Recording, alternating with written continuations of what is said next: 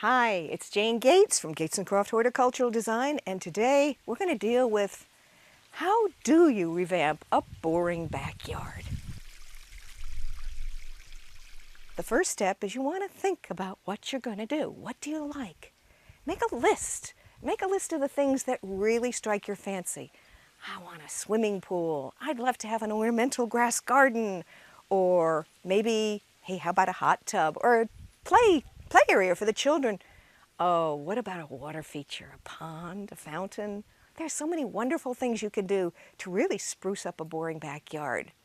But the first thing you want to do, you want to list what you're interested in so you know what you're going to design around, and you want to avoid the number one mistake that people make when they revamp their backyards, and that is they don't do a design.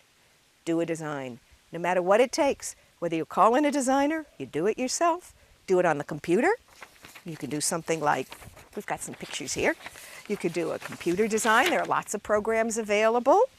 Or you can just sketch it out yourself, do little X's and O's. You can even put it on a napkin and just draw it out. Whatever you do, get a plan. That way, it's like drawing a circle. When you come around to the ends meet because you know what you're doing. So that's definitely step one on revamping your boring backyard. Step two is to think about what's on your list of something special that you want and make that your focal point. Have something interesting. You might want a bridge.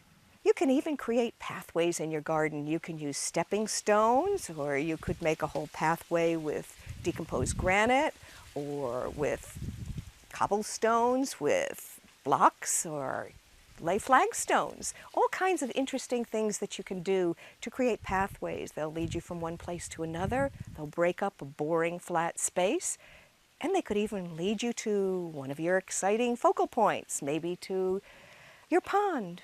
Or maybe just, if you don't want to spend that much money, maybe you'll just want to put some rocks in, some big interesting boulders to add excitement to your design. There are so many wonderful things you can do to create excitement in your garden without necessarily having to redo the whole thing.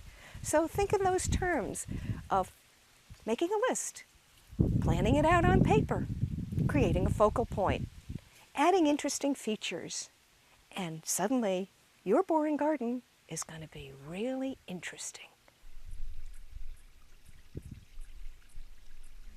This is Jane Gates, and now you know what to do with a boring backyard.